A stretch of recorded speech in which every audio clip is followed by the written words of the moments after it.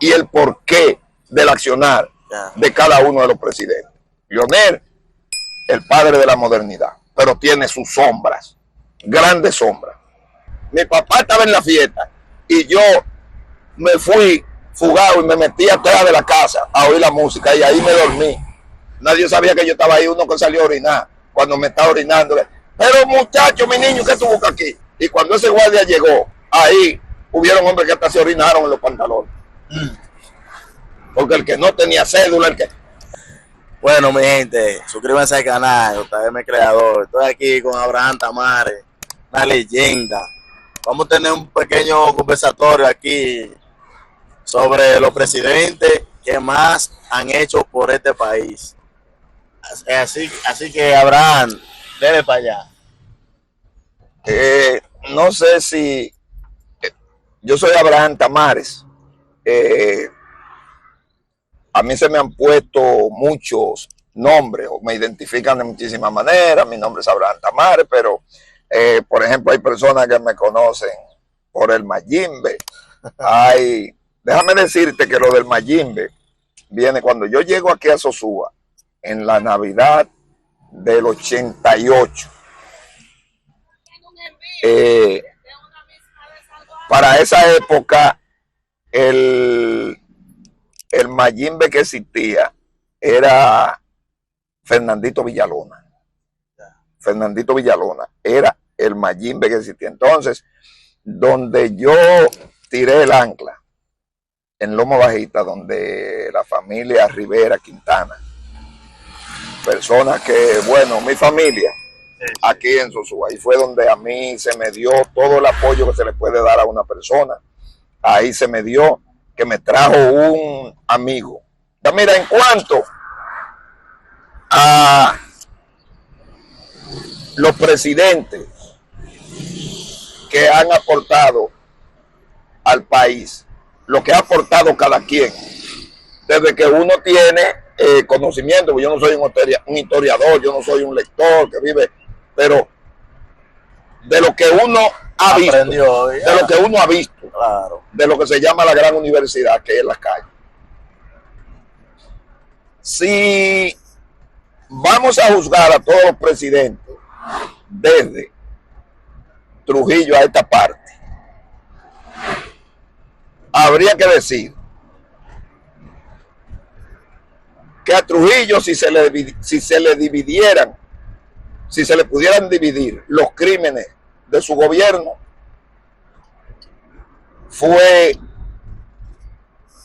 si no el mejor, está en la lista de los mejores. Si se le pudieran dividir los crímenes de su gobierno. Razones, sí, razones. Cuando Trujillo agarra este país, yo creo que no llegábamos a 1 millón de personas. Esto era una aldea. ¿En qué año fue eso? En el 30. El 30. El 30. Esto era una aldea. Entonces habíamos tenido un sinnúmero de presidenticos, porque yo digo que presidente hubo de ahí para acá. Ya.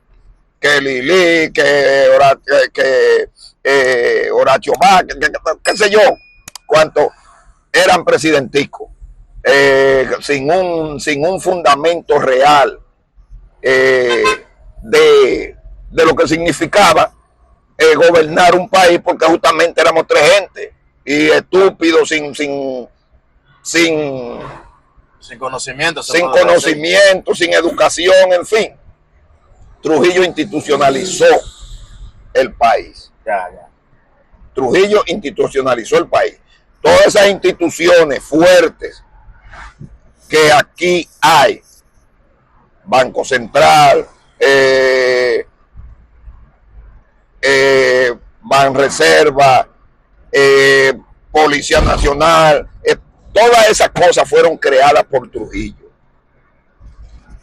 El pago mensual, que aquí esto era un desorden, no había un lineamiento, una línea recta en cuanto a eso de los pagos del 25, eso los pagos de 25. Trujillo fue el que... ¿De 25 a quién? A los empleados. Empleados, policía, díganse policía. A los servidores del Estado. A los servidores del Estado mensual. A los servidores del Estado. Pero antes, o sea, Trujillo fue el que puso, el que, como quien dice, comenzó a pagar a esa fecha, a los 25. Estableció un orden. Un orden. Que eso no había orden. No había. Prácticamente, que 15, que 30, que yo cuando. Era un desorden. El Trujillo estableció un orden de lo que significaba trabajar en el Estado y usted devengar un sueldo por lo que usted hacía. De hecho, yo tengo un cheque en mi poder de un alto funcionario de la época de 500 pesos. 500 pesos firmado por todo el que tenía que firmar para que ese señor recibiera ese era un salario. Eso era grandísimo, casi lo que es 1 millón aquí. Yo ahora tengo ese cheque. Entonces, 500 pesos de esa época. 500 pesos de esa época. O sea, tengo el cheque. El cheque. Correcto. Entonces, cuando tú analizas el gobierno de Trujillo, hay que comenzar por el respeto. Tú podías amanecer en la calle con 10, 20, 30 pesos. Estamos hablando de esa época, que el hombre que andaba con 10 pesos era un hombre de clase media. Entonces, tú podías andar con lo que fuera en los bolsillos y tú podías caer ahí en la calle o quedarte ahí en la calle borracho que fuera a ti, nadie te iba a poner la mano. Nadie. Entonces, si cogemos esa parte y le ponemos de frente a un delincuente que te arrebata un celular y si tú te le pones fuerte, te da un tiro. Entonces eso hay que un punto a favor de Trujillo. Cuando se decía que un alcalde te mandaba a buscar, no importa quién tú fueras, te mandó a buscar el alcalde, usted tenía que estar ahí a la hora que el alcalde le mandó a decir que fuera. Un alcalde te mandaba a buscar a 5 hombres juntos. 5 hombres mandaba el alcalde a buscar. El alcalde lo quiere ver. Y esos 5 hombres tenían que presentarse ahí o salir huyendo. Un guardia llegaba a un sitio, una fiesta, lo que fuera, qué sé yo qué, y eso podía estar lleno de hombres, y todo el mundo estaba parado en atención. Un guardia solo, un raso, sí. Si un guardia le da una orden.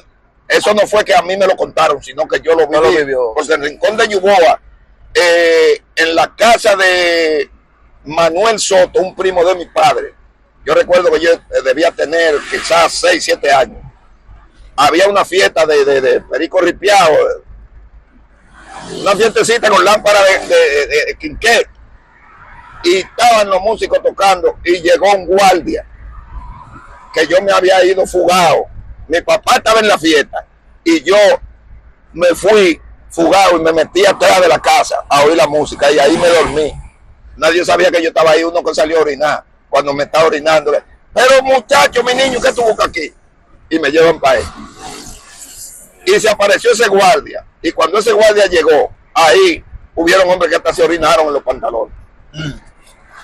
Porque el que no tenía cédula, cuando llegaba un guardia, eso era cuestión de que nadie sabía lo que podía pasar. El respeto era extremo, era más allá de lo debido. ¿Producto de qué? De que a cualquiera te arrancaba la cabeza en nombre del jefe, cualquiera. Pero el hombre de trabajo, el hombre que contribuía con la sociedad, era una persona que se respetaba. Entonces, en cuanto a Trujillo, eso es lo que puedo decir. Si se le pudieran dividir los crímenes de su gobierno, Trujillo fue un gran gobierno. De ahí vino lo que fue la transición y qué sé yo qué, eso lo vamos a dejar pasar por alto. En el 63, gana el profesor Juan Bosch las elecciones. Lo mejor que pudo pasarle a o que si se le hubiese permitido gobernar, nosotros estuviéramos hoy mucho más avanzados de donde estamos. Pero a la oligarquía de la época, el remanente del Trujillato, Sí.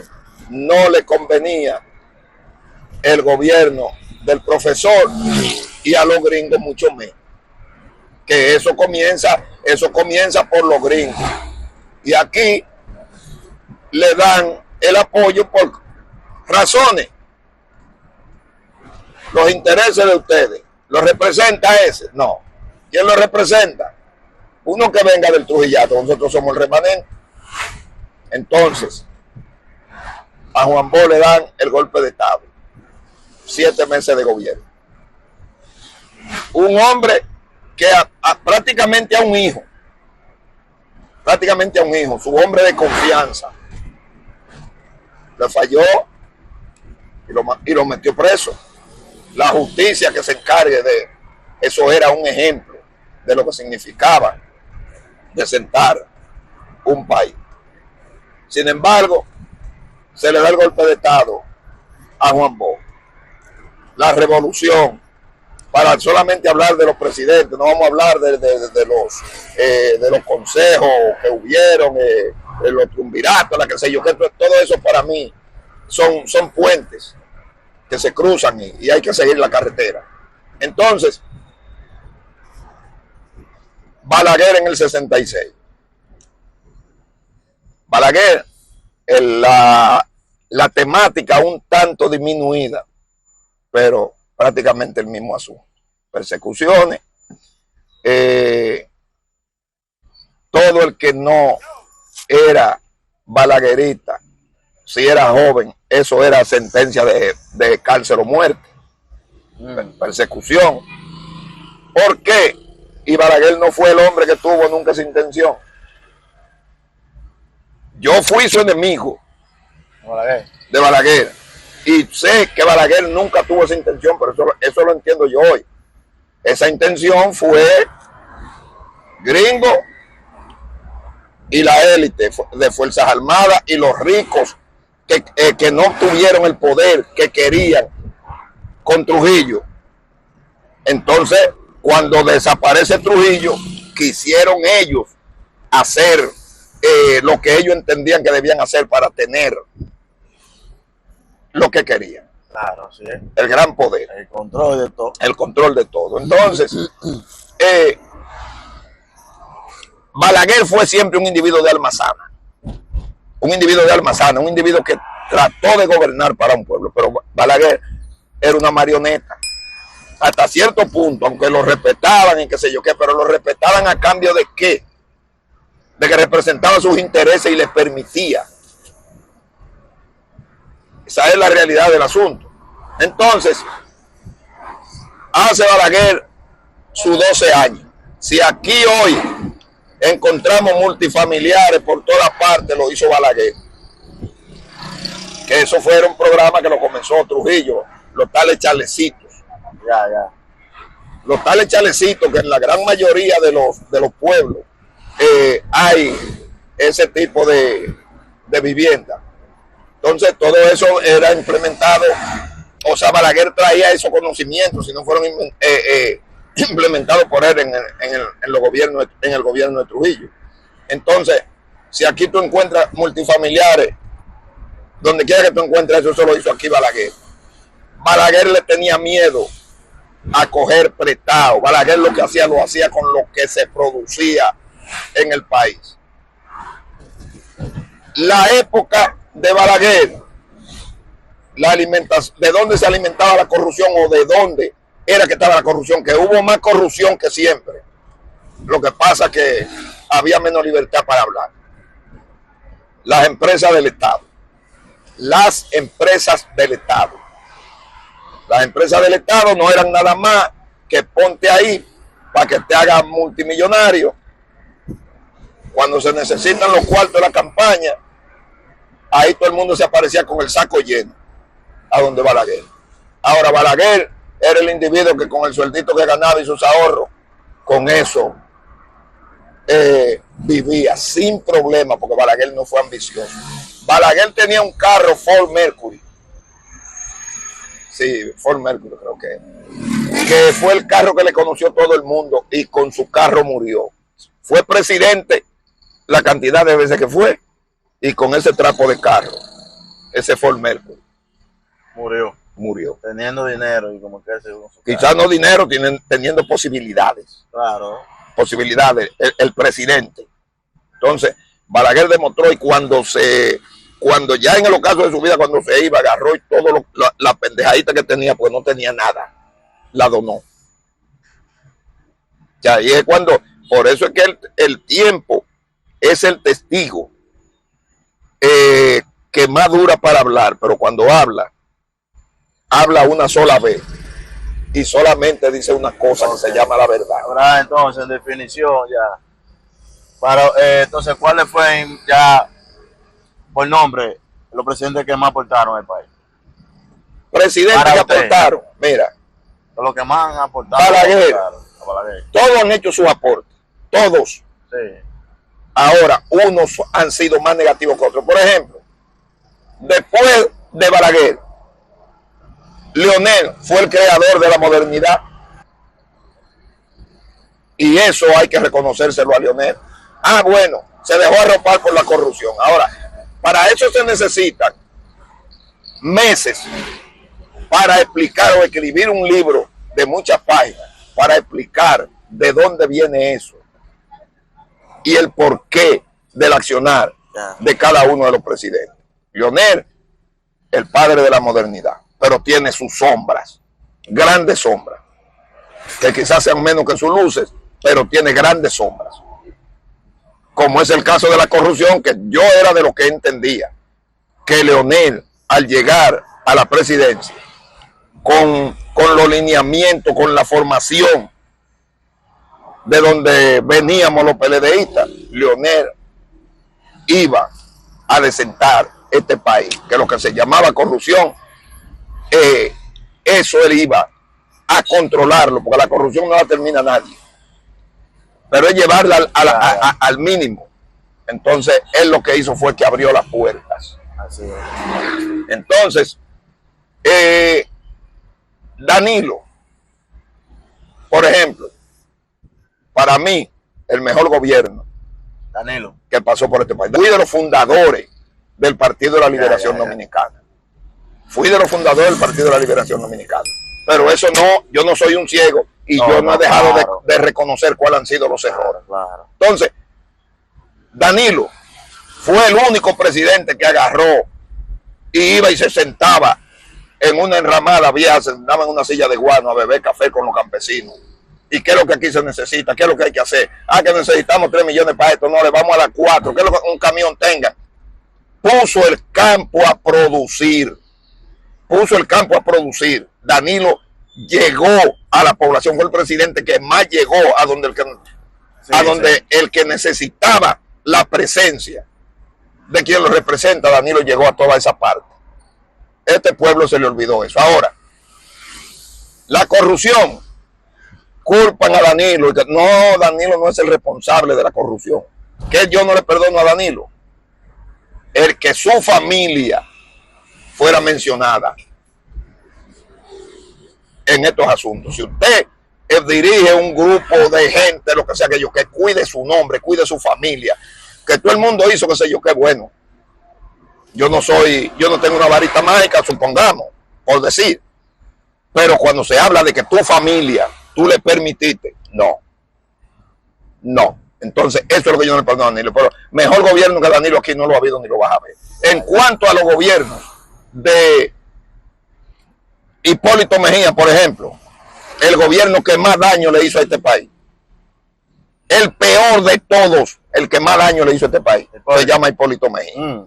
Y el que no gobierna. En ese tiempo el huevo estaba a 2 pesos. El que estaba a 2 pesos. Bueno, mira a ver por qué le pusieron la casita del terror a los supermercados. ¿Por qué? ¿Cómo que por qué? ¿A qué se va al supermercado? ¿Se va a rezar o a comprar? Comprar. Y entonces, ¿por qué le pusieron la casita del terror? porque está cara la vaina. Donde andaba un pendejo con una tarjeta a nombre de la presidencia, a nombre de qué sé yo qué, votando millones y quebraron ¿cuántos bancos? Aquí no ha habido el gobierno que hiciera más daño que el de Hipólito Mejía, ninguno. Y el que tenemos hoy, que ofreció lo que no había ofrecido nadie y ha hecho menos que el que no ofreció nada. Sí. Entonces, eso es lo que se puede decir de lo que han sido los presidentes. Así que ya ustedes saben. Ofrecer, este ofreció más que todos y ha sido el que no ha hecho nada. 40,000 millones de dólares cogidos, prestados, y no se sabe dónde está ese dinero porque aquí no se ve. Así es, mi gente, escucharon, vieron este pequeño conversatorio aquí con Abraham Tamares. Ustedes saben, suscríbanse al canal, compartan. Hablamos allá.